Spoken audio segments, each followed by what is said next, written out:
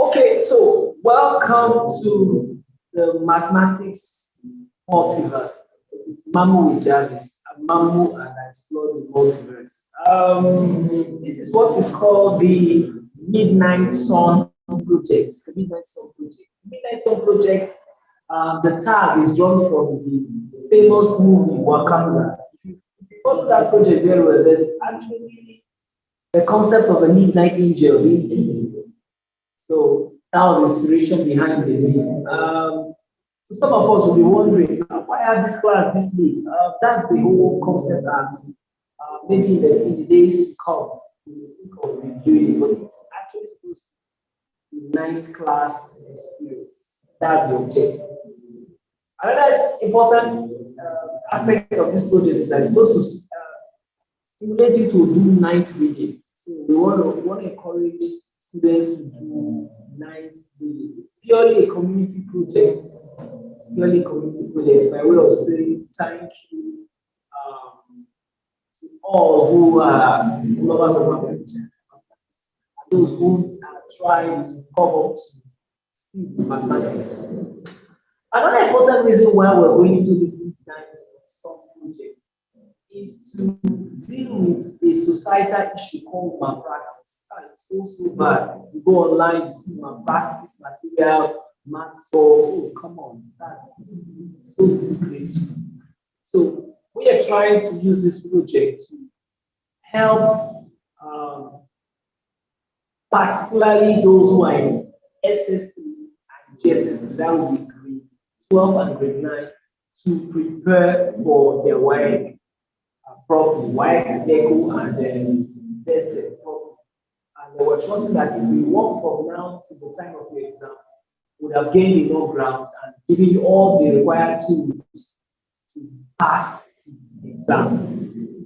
Now, another important reason why we're embarking on this project also is to help students to build the culture of studying. Studying. Students, I know students don't study as much as they used to study again. So we want to see how we can study and using a technique of breaking the whole thing we're going to do in little nuggets, taking the concept by little. So today we're going into the NECO SSCE 2023 examination. But there's something I was supposed to talk about, which I trust would help us as students. So I was supposed to talk about, and I'm trusting that it will help us as students. Please, you may not be in these classes, but you have this love for math. I always believe that there's no knowledge in modern time that's really above you. No knowledge is above you. You can pick it down, you may not fully grasp the concept, but just take it as it is. And with time, you begin to make improvements. So, without much ado, let's go into the work for tonight. We're going to be using some playful and some very funny ways to solve this question. But remember, this is the NECO SSCE exam. This exam is for 2 hours, 30 minutes, which translates to 150 minutes for 100 marks. Minutes, 4 minutes. I'll come again. You have 150 minutes to attack and conquer 10 questions. This exam is divided into part A and part B. 5 questions for part A, all having 8 marks, and 5 questions from section B, all having 12 marks each, so totally 60. So you expect them to turn in 100 marks in 150 minutes. One of the greatest problems students make in an exam setup like this is this. They tend to want to spend so much time on questions. I students a very simple principle. If it takes you more than 30 seconds to 1 minute to process what the question wants you to do, my brother, my sister, run for your life. Run. Take off. Because any question that takes a lot of your time to solve, as in try to process what to do, will likely affect your confidence. Well, because of the course, we're going to be looking at some of these things, but today, let's start. I'll just start. I'm not going to be taking a particular approach to start. We'll just start and let's see how things go. We're looking at said NECO, SSCE 2020. Pardon me, I love to play with the markers. So you may see green now. You have red at some point in time or black. Just keep things straight.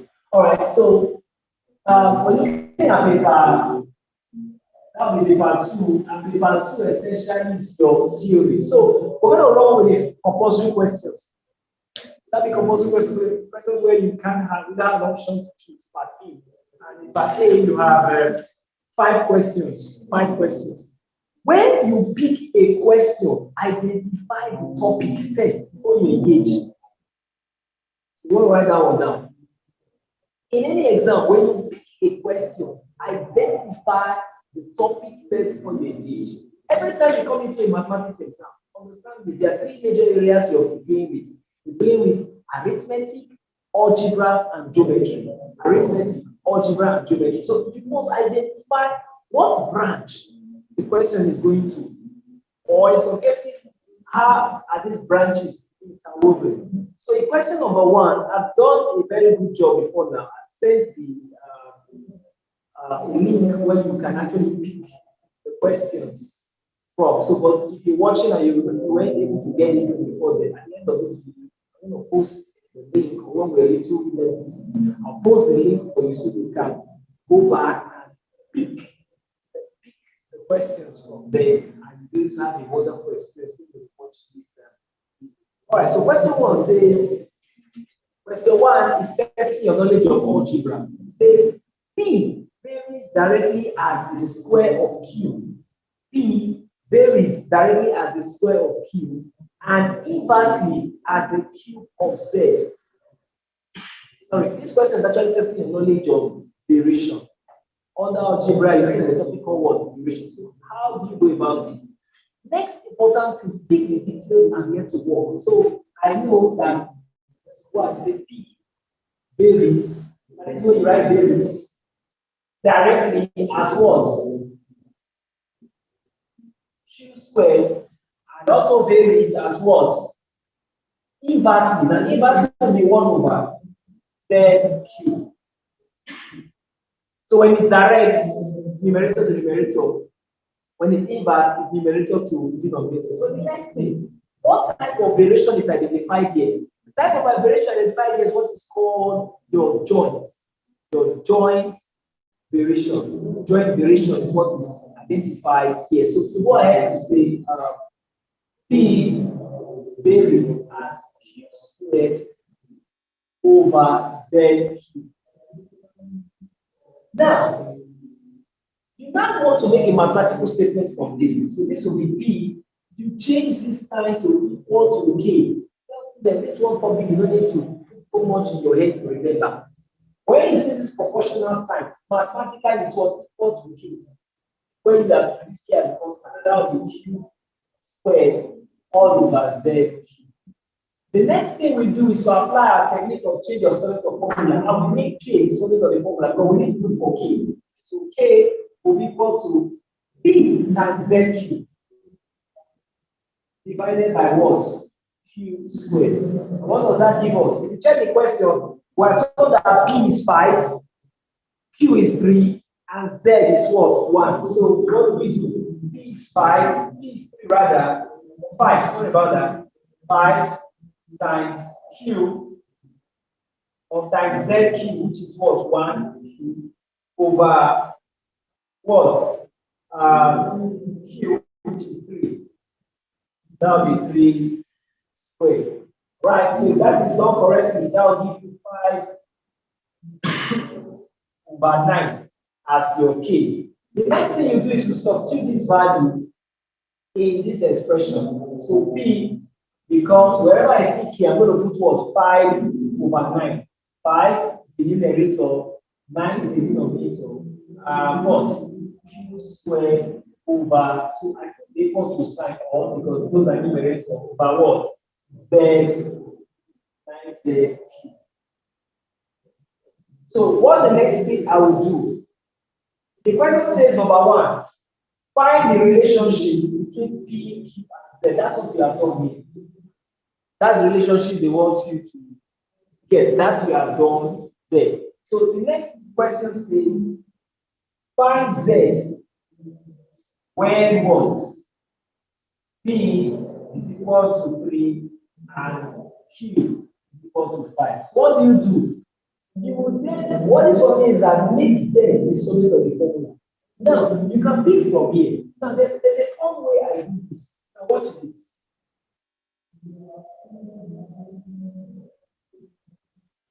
My interest is Z. Now, watch this. If this is dividing this, if it causes equality to multiply this, so I will have what? 9B ZQ equal to 5Q squared. But remember that what my objective is to find Z. So ZQ will be equal to this 9P multiplied ZQ will divide this part. So 5Q squared all over 9P.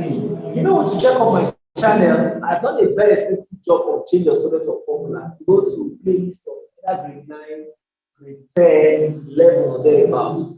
Get very detailed work on change the solid of formula. Now, let me tell you this. You hear this? If it takes you more than 3 minutes to solve any change of subject or formula, please give me a call. It's not possible. There's no change of solid of formula that will take you that long. Because the technique is always very easy. All right, so with that, this is a cube. When it crosses equality, it becomes what? Cube root. We use the concept of antonyms. Anytime a cube crosses equality, it becomes a cube root. And anytime a square crosses equality, it becomes a square root. If it were square root, it becomes what? Square. If it were cube root, it becomes what? Cube. All right, so with that settled, it becomes a cube root of 5Q squared over 9P. All right, so with that, we really need to take care of this part of the board. Right, so I just take care of this part of the board so I have some space to do what I want to do. No worries, recorded, so you can always go back to see what I'm doing. Now, Z will be equal to what? What is P? P is 3. What is Q? Q is 5. So it will be the square root cube root of 5 times 5 squared all over what? 9 times what? 3. And there are two ways you can go from here. Here you can use your calculator. At this point, you can use your calculator. Nobody's interested in what you do from here. Just punch your calculator and then you get your final answer. So if you do that, this will be the cube root of 125 over 27, which will be what? 5 over 3. So the answer becomes from Z equal to 5 over 3. So by solving that question, you have earned 8 marks. Usually the discussion will be 4 marks, 4 marks, or 5 marks, 3 marks. That's usually the arrangement of the marks for this question. All right, I'm trusting that you understood what has been done. I'll just give us a minute or two to process that, then we'll go to the next question. Question 2B is essentially arithmetic. It says, find the principal that will earn 29,880 naira in 15 years at 3% per annum simple interest. I'll come again. Find the principal that will earn 29,808 naira in 15 years at 3% per annum simple interest. I had solved this question before, and this is where I want you to be very, very careful. And like I would say, if I'm wrong, you can correct me. There's no hard feelings about it. If I'm wrong, you can correct me. You must be careful when you're answering NECO questions. Take pains to read the question very well. If not, if you just go ahead answering, you may make a mistake. It says, find the principal that will earn. The key word there is earn. Now, please, when they say that will earn, it's different from when they say it will amount. Very careful with these two words. I use the word earn, I use the word amount. Now, when they say amount, is different from N. If they say that N, it is interest. That's interest they're talking about. If they say the amount, that will amount, they're talking about the amount. So very, very careful when you solve these questions. I fell into it when I was going through practice. I had to consult with my mentors. But the man who taught me mathematics back when I was in secondary school, I had to take up to that. What's his opinion on this? And that I had a perspective to what ought to be done. All right, so with that said, it will mean that the principal times the rate times the time over 100 is equal to the interest. Now, because you are looking for the principal, you make the principal the subject of the formula. So that said, P will simply be what? 100I, but this dividing this to multiply this divided by R root. So at this point, you can punch your calculator. So what I would advise you to do, just say 100 times 29,880 divided by 3 times time. Punch your calculator and your answer should pop out. So that will be 100 times 29,880 divided by 5. Because 3 times 15 will give me what? 45. And if I've done that right, that will give me 66,400. Now, please be careful to ensure that you use your brain. I'm trusting that what I've done is right. So if I've done this right, this is what I'm expecting to get. So to be 100 times, let's take that again, 100 times 29,880.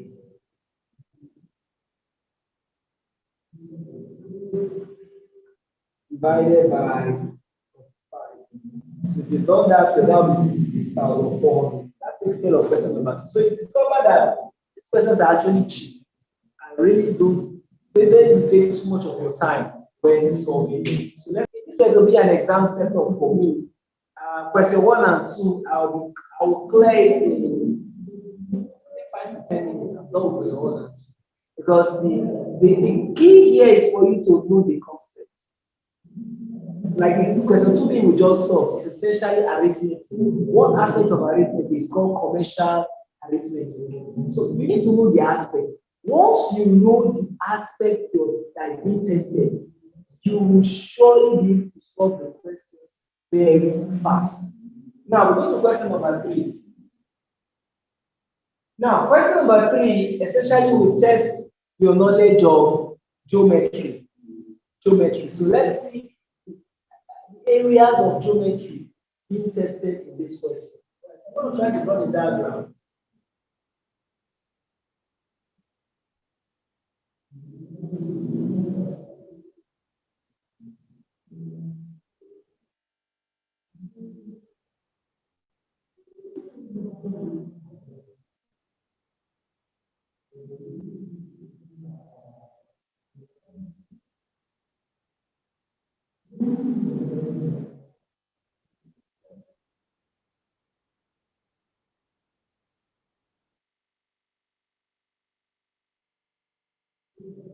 Okay, it says here that the length of the chord AB, so AB is the chord.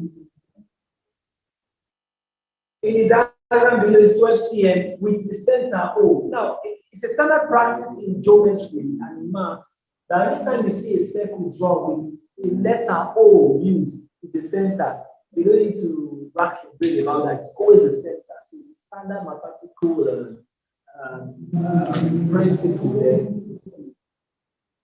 Now, the next thing you want to take note of here is angle ACB is told to be what, 30 degrees. Now it says find the value of theta. Find this value. Now, what concept is being tested here? It is called circle geometry, and it's taught in SS2. Like in my school, actually, Kibra Education Center, we need to tweak it to our scheme, and we start this topic in SS1. So by the end of SS1, you very don't, you can answer this question. So what is being tested is what is called the concept from circle geometry.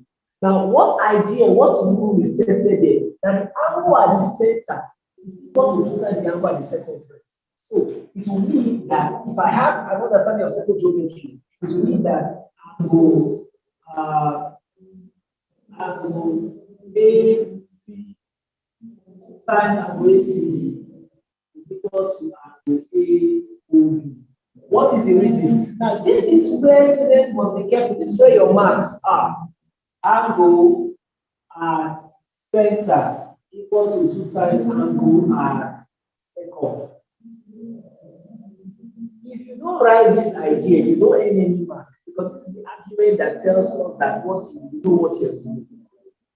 So, with that said, it will mean that angle with theta will be equal to 2 times 30.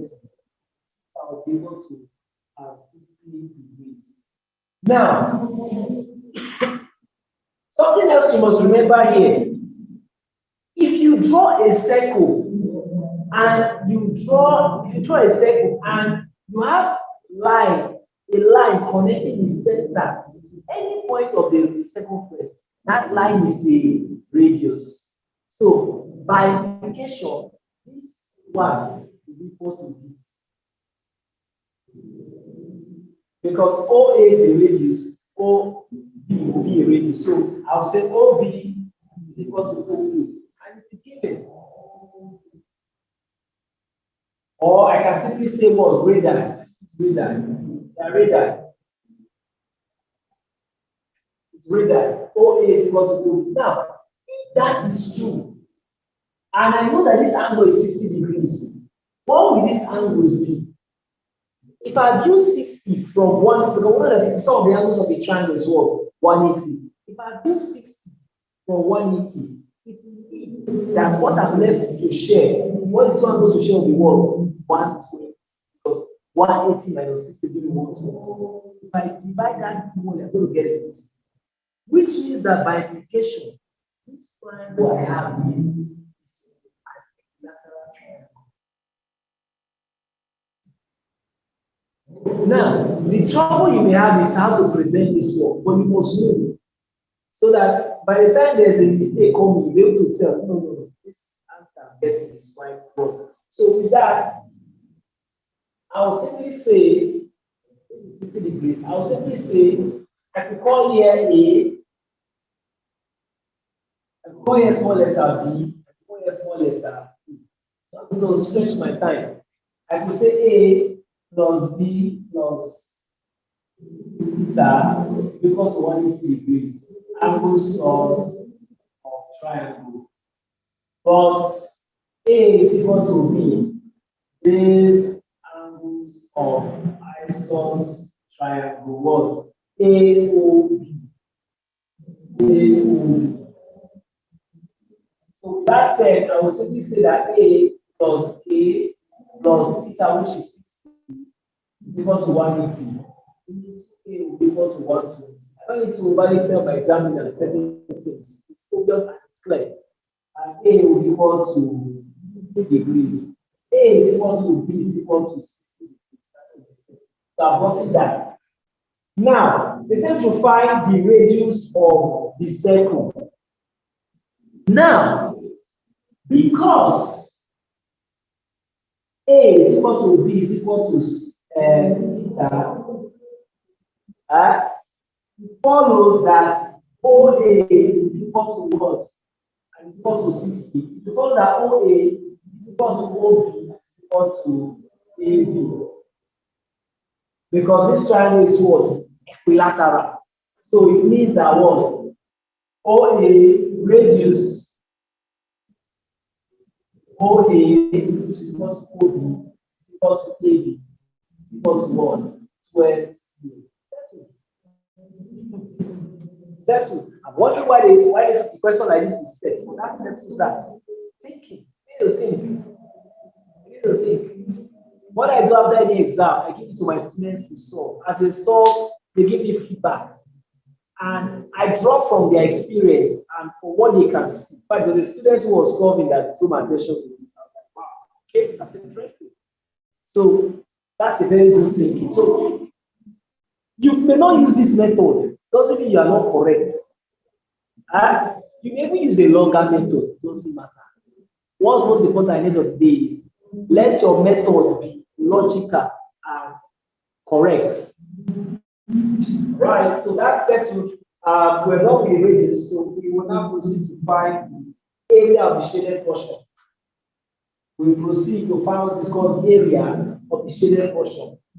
The first thing you need to do here is to identify what kind of shade this one is. You can't find the area of the shaded portion if you don't know the shape that one is. The shape in question is what is called a segment. What's a segment? A segment is a plane figure bounded by a chord and an arc. So anytime we hear the concept of segment, we're looking at a plane figure bounded by a chord and an arc. So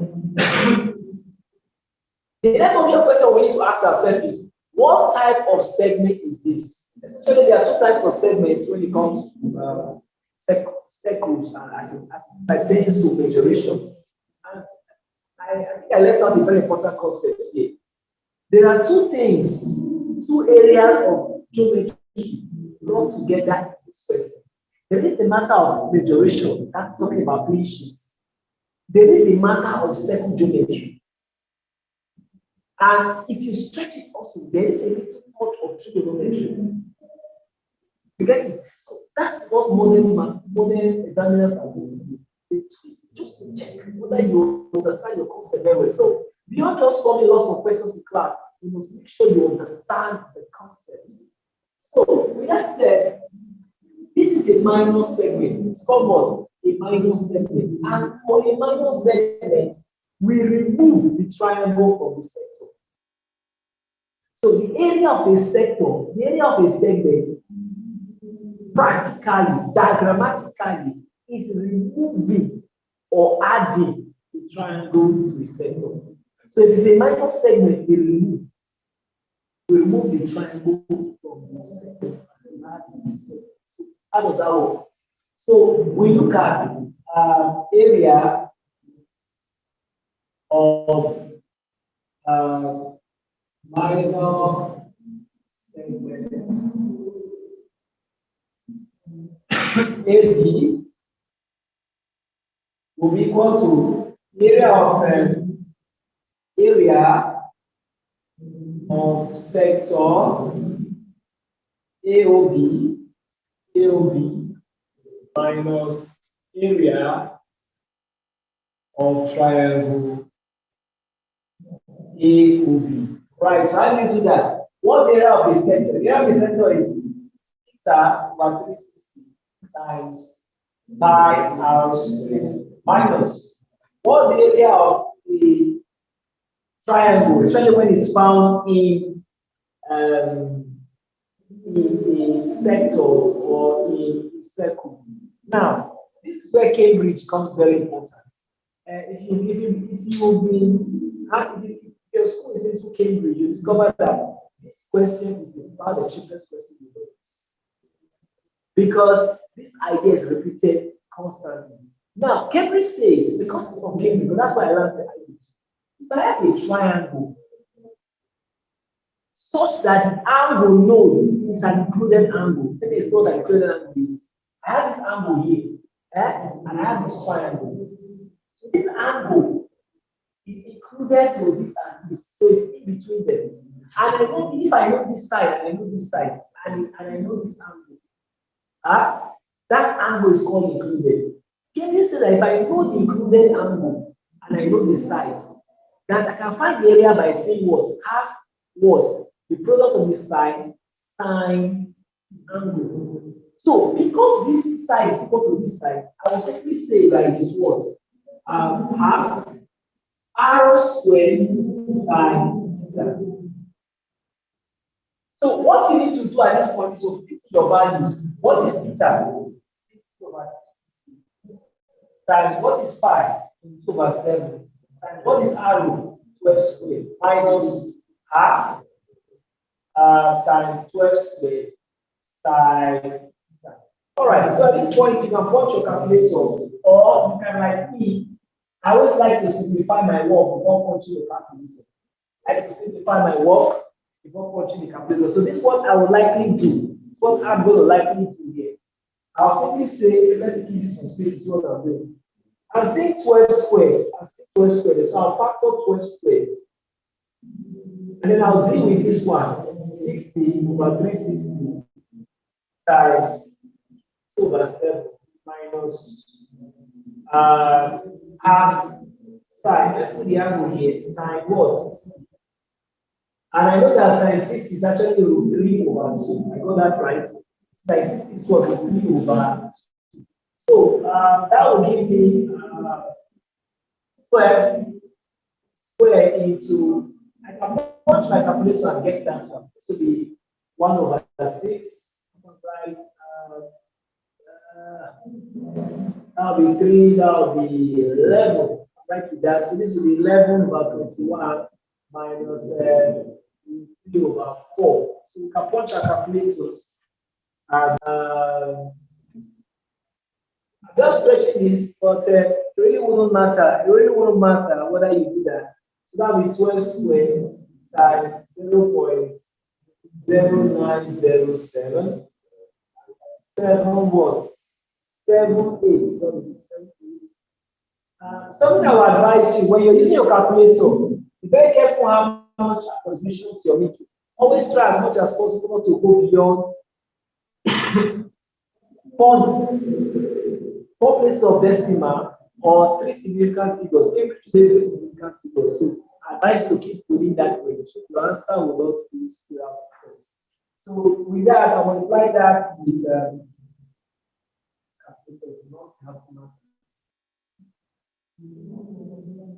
that'll be 144 times 0.0906. 0908.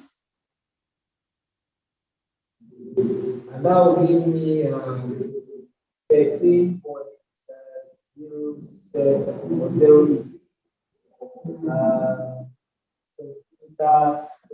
All right. I don't know, really. I don't know what I've done, whether I've solved it correctly. And I've had course where some persons have chatted me privately. Oh, why solving this? You made this mistake. For me, I'm happy. Because if you can spot an error, just like watching the Marvelous Cinematic Universe, and you're like, wow, this effect and whatever. If you can spot my errors, for me, this learning has taken place. The whole idea is not to show how well I can solve the problem. Your idea is to create an environment for you to learn and spot the errors. So, what should you be looking out for here? Because not just to solve, our objective is not to solve. You must not forget to put your units. The marking scheme says remove 1 mark, not the of units. So if you don't put your unit, you have lost 1 mark there. So these are little things. So when you start, some funny things happen to your students, you should understand why. Can't lose concentration. Can't do that. All right, so that's it to that question 3. And it says, finally, it says, what type of triangle is triangle AOB? I have treated that already. Triangle AOB is what? An equilateral triangle. Why? Because we have all the angles equal to what? 60 degrees. Standard observation for an equilateral triangle. All sides and angles must be equal. That one here. So you see that we are through with that, and we can go to something else. So the moment you tell yourself, I can't answer the question, you know what happens to your brain shuts down. When you see a question, whether it is simple, whether it is difficult, tell yourself, I can do it. I have students that I take and they'll be like, every question is so simple to you. Oh, that's it's a trick. Once I tell my brain I can do it, my brain begins to look for a way to ensure that what I have confessed happens. All right, so wait, be very careful. Now, the last question we just saw said we should Calculate the area of the shaded region, correct to 3 significant figures. You know, I got 13.0 something. That answer will not fetch me a mark in the exam. So your final answer ought to be what? 13.1 cm squared. Please confirm that. That was an oversized function. And that's why you can't be too overly confident in the exam. You must pay attention to all these little errors. So please take note of that. Take note of that. It is 13.1. That should be the correct answer. And this is what gives you your mark. Now, question 4a is a question under algebra. Question 4a is a question under algebra. Like I promised, by the end of this class, I'm going to drop on the link one of my Telegram page where you can go. I have a dump site now. It's called the Midnight Project. I have question papers there, so you can encourage your friends and whatever to join the Telegram. And you can pick any question paper at all and use that for your mission. I told you that this is a community project, and our goal is to ensure that we out malpractice. Even when they place the markings, when they place all the SO online, we should be able to tell ourselves that we will not look that way. These persons are too cheap for us to go online and be embarrassing ourselves. Nice. So we're coming to question number 4. Question number 4 is testing the knowledge of algebra in the matter of indices. So everybody who is in SS1 or who has gone through SS1 should be able to solve this question. But some of us who have gone through JSS2, JSS3, at least you can make an attempt to this question. Let's see what it's talking about. Question number 4. They solve the equation 7 raised to the power of 2x plus 1 times 1/3 raised to the power of minus bracket open 3x plus 2 equal to 9 raised to the power of x plus 3. Now, because we're in the examination hall, so we're thinking of how we're going to solve this problem. We're in the examination hall and we're thinking of how best do we solve this problem. Now, if you go back to my YouTube channel, I've done extensive videos on indices. What I've done there, as a matter of policy, I really teach indices. But by watching my videos, you should be able to understand them. The concept of indices is built on the concept of prime numbers. I'll come again. The concept of indices is built on the concept of prime numbers. So whenever you see a question under indices, look for the prime number present.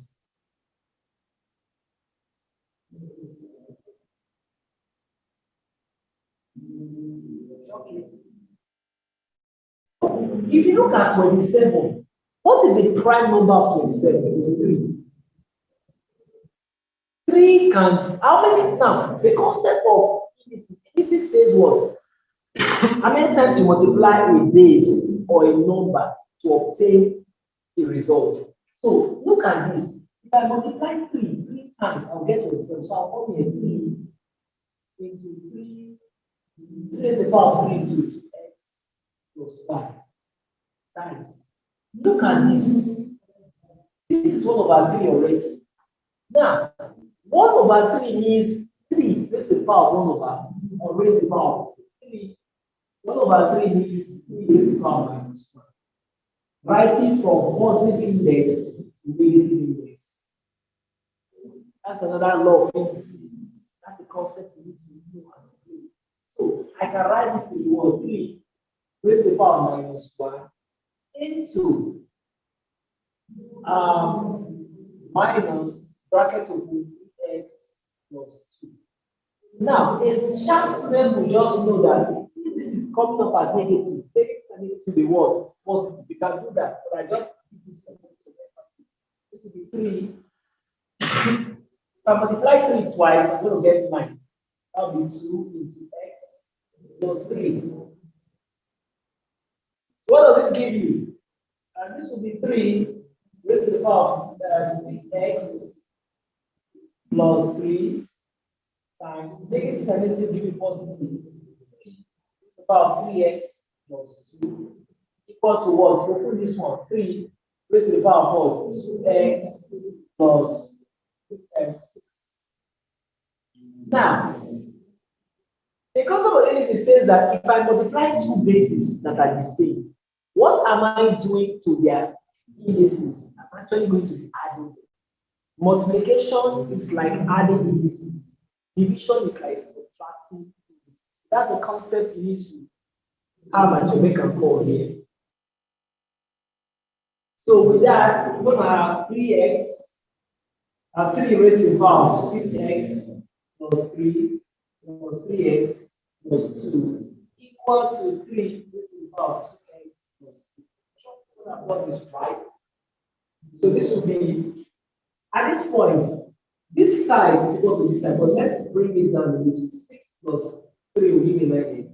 Now, teachers will talk about collecting of like terms. I've gone past that level.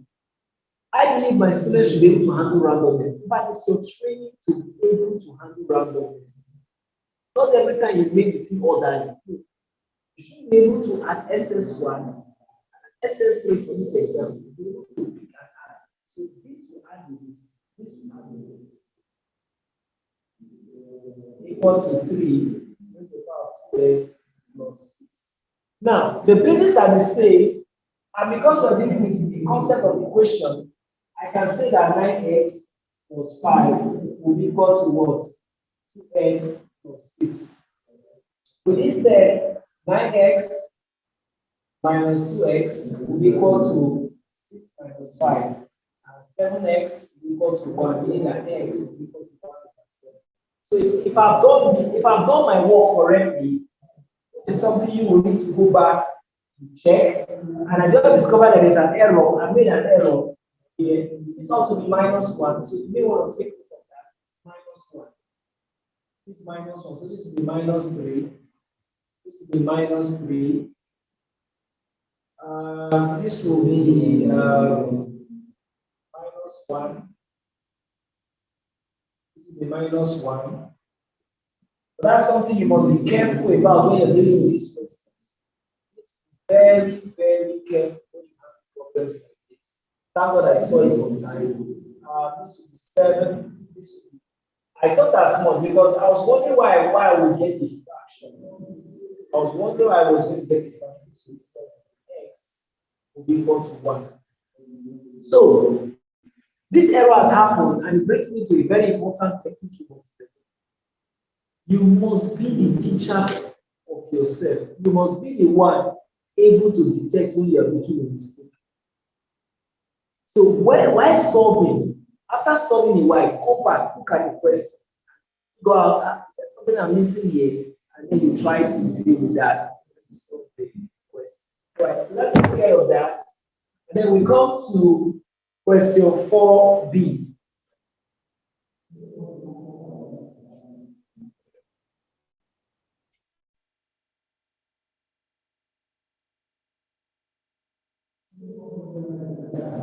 Question 4b is also algebra. At least at this level of mathematics, we call it algebra. For those students who are doing further maths, we know that further maths is broken down into 3 areas. Additional mathematics, 3 areas. We have what is called pure maths. We have what is called statistics and probability. There's something we call what's that again? Techniques and vectors. But at your level, we will treat all of this as algebra. The next question talks about differentiation.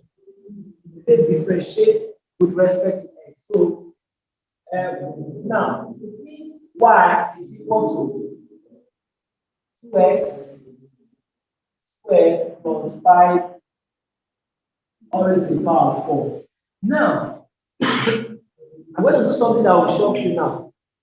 I'm going to do something that will shock you. The answer to this question is y equal to 4x times 4 into 2x squared plus 5 raised to the power of 3, which is x into 2x squared plus 5 raised to the power of 3.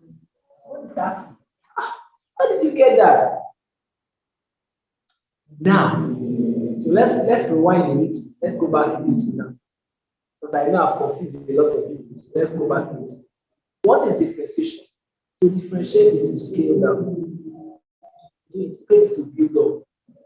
May not be what would exactly explain the concept, but it's just a way of helping you get into the groove and feel very comfortable with yourself. So when you differentiate, there's a concept that says from differentiation y equal to x of a. That's y by the x. Sorry, this is the y. I'm sorry about that. The y by the x will be equal to nx over n minus 1. This is standard differential. This is the one you must what? Remember. So, how do we now apply that to problem solving? How do we apply that to problem solving? So, in this question, y is equal to x squared plus 5 raised to the power of 4. We will now say let a be equal to 2x squared plus 5. So if I do that, it means that this y, where I have 2x squared plus 5 now, put what there a to the power of 4. I see that. Then the next thing I do, I will differentiate each one of them. The a with respect to x will be equal to 4x. Just the 4x. How? The differential of a constant is 0. If you try differentiating a constant, you're going to get what? 0. So now that settles down. Then dy over dy over a equal to what? 4 times a raised to the power of 3, which will be 4a raised to the power of 4 minus 1. I've done a little video on this topic. If you go to my YouTube channel, I think grade 10, 11, grade 11 and 12, you see something called differentiation. Watch it. I've done a very little video on that. So watch it, and I think that will give you a little more idea of what is happening. So with that, the next thing now is to take note of. Now watch this. For what I'm going to do for the y over the x, because I'm going to write as well as basics. dy over the a times a over the x. So the y over the x will be multiplied this with this. For the normal arithmetic, if I cancel this, I cancel this. I'll get this one. So it means that if I can cancel this to get this, the same as multiplying the answers from this two. This will now give me 4a cubed times 4x. What is 4x times 4? 16x. What is a cubed? 2x plus 5 raised to the power of 3. So 2x plus 5 raised to the power of 3. That's something. So you see that what I did by just looking at this one is actually correct. And that's something you must develop. I focus more on presenting the work. There's an aspect when we come to OBJ, very fast techniques of answering universe. And OBJs essentially will test your knowledge of the concept. You must know the concept. You must know the concept. If you know the concept, you may not. Back in the days, I used to wonder some student scripts. Question paper, I say, looking very blank. I used to feel that maybe there was malpractice or whatever, but when I started developing some techniques, I discovered that a very smart student, who has a strong grasp of concept, can actually go halfway into the exam without even having to write much. Mentally, you can just mentally do this, and it's not malpractice, you can do it. So every time your teacher takes out time to teach you in class, pay attention to the concept. The concept is crucial. Pay attention to the concept. And once you pay attention to the concept, every time after that, you will always be able to So that's question number 4. The next one talks about pie chart. I won't be drawing the pie chart. I'll just give you a little idea. I'll simulate what you're supposed to do when drawing a pie chart. Let's look at the table given to us. In a certain, question number 5. In a certain school, the principal gave the analysis of the qualified subject teachers in the school as follows. Now, it starts with subjects. Essentially, this is an aspect of math called statistics. In my model, in the mathematics multiverse, the Mamu Jarvis model, statistics in mathematics comes under arithmetic. So statistics probabilities are treated as arithmetic. So other teachers will do otherwise, but that's how I handle it in mathematics. Right, so this is that. You have English, mathematics, you have physics, you have French, you have biology, and the number of teachers, 10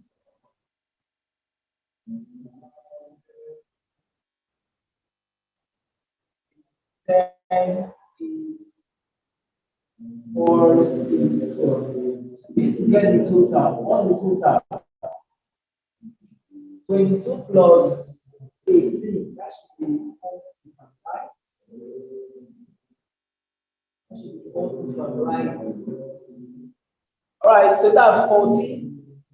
The next thing you now need to do is to find the sector. I call it sector degrees. We can call it, some people say sector, some people say angles. Whatever you call it, it's okay. What we're interested in is to be sure that what we're doing is right. So I will say 10 over 40 times 360. Why am I using 360?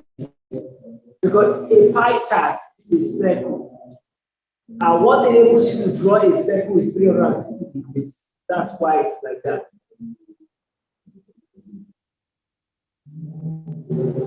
All right, so with that said, this will be what? This should be 90 degrees. Actually, punch your calculator to do this. This is 1 over 4. The quarter of 360 is what? 90.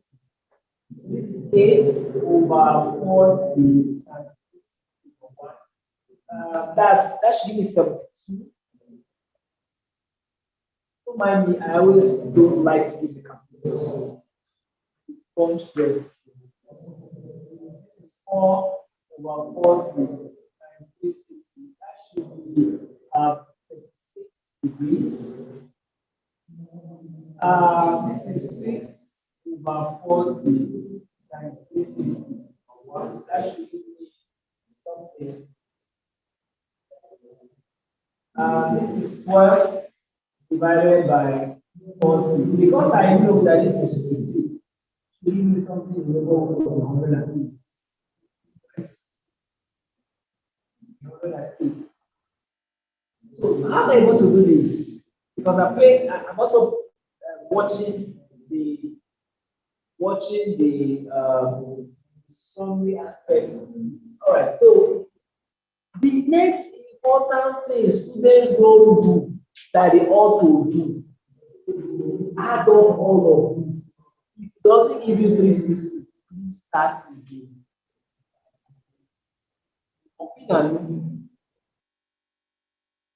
Add up everything. If it doesn't give you 360, please, your best interest. Bank is that now.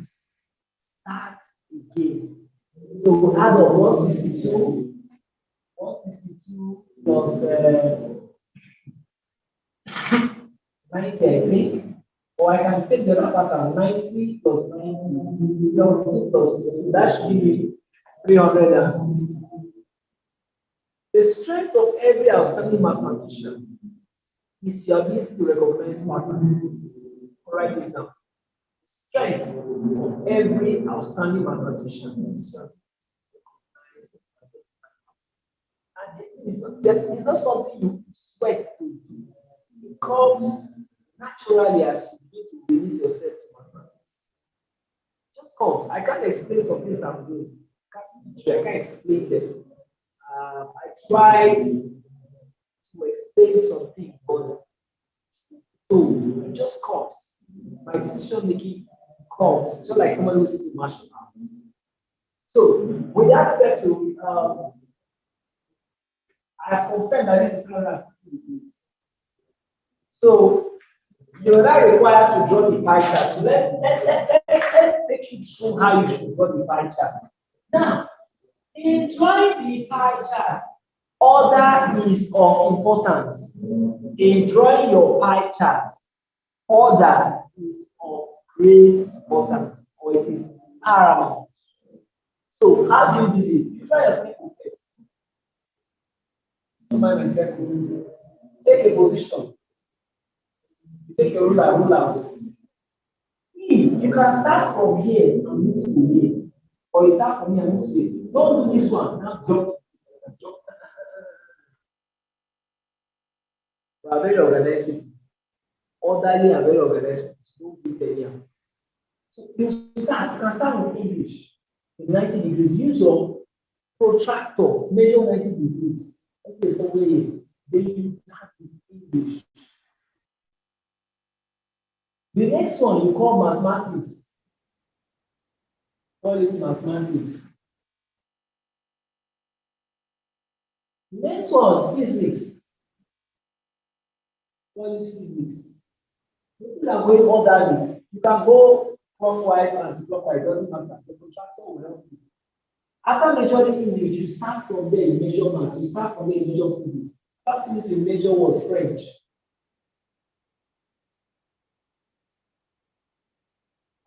And the remaining one will be what? Biology.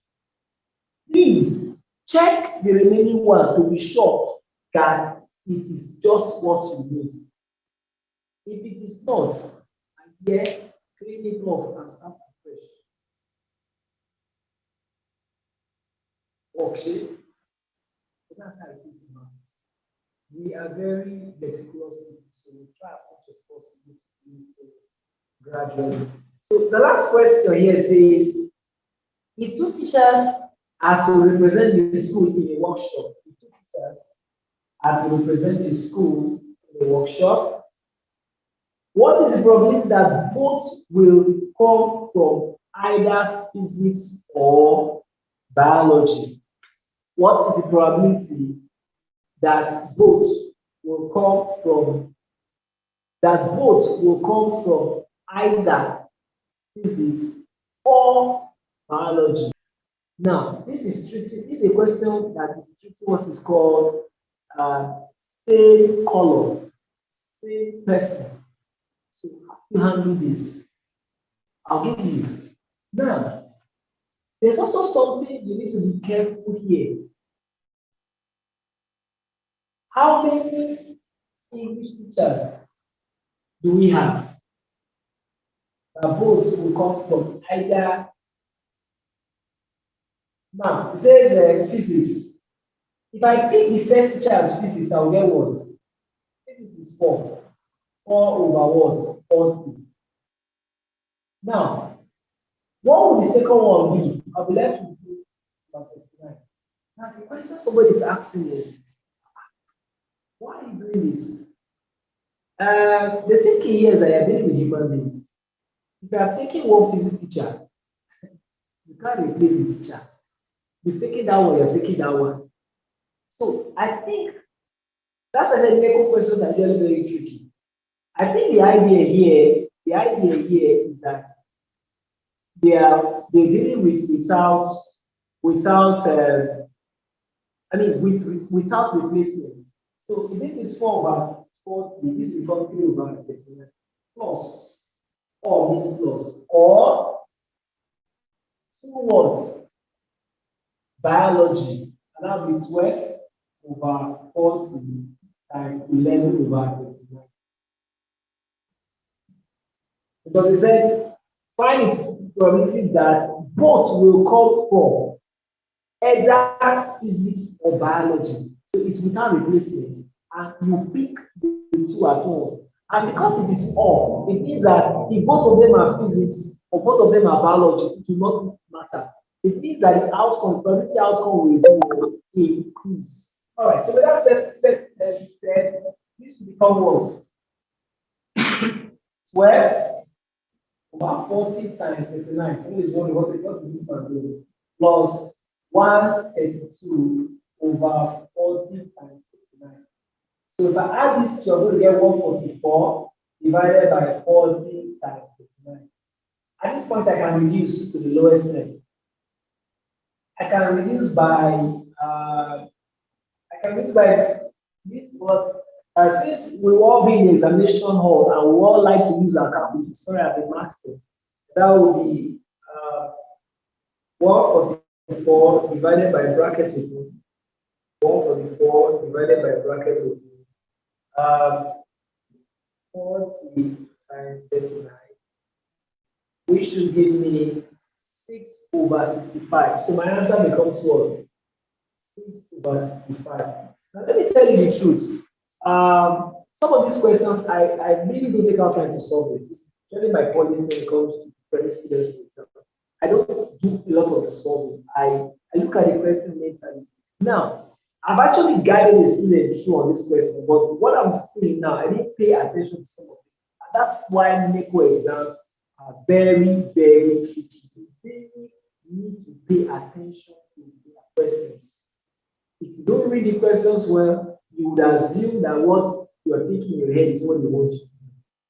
So that's how we're going to solve this question. And I think we're going to call it a day. My plan was not to go beyond the first 5 questions. So if they're going to be in a YX setup, this question should have been solved in 1 hour, not more than 1 hour. So 1 hour should be enough time for you to solve this question. All right. The immediate experience will continue on Saturday. But on Saturday, I'm going to, all right, on Saturday, I'm going to do, but I'm thinking I should do either OBJ for grade for senior secondary, and then maybe take out a little time to do for GSS. So we'll likely start with GSS, which is the best, and then after that, we go to the next one. So we may have a situation where that starts with I have to start by 9 o'clock. Or like as usual, I'm communicating. Thank you very much for the time. Please share this link to your friends. Encourage them to join the Mambo Jarvis experience. This is a community project. We're not paying for this. Everything we do Tuesdays, Saturdays, basically to encourage the work of mathematics and to say no to online malpractice, explore and coming online. We want to say no to it. And when we're saying no to it is to go to where questions will be solved. In years or in the days to come, we may be going into physics, we may go into chemistry, we may go into English, and get some guys who can come and help us out.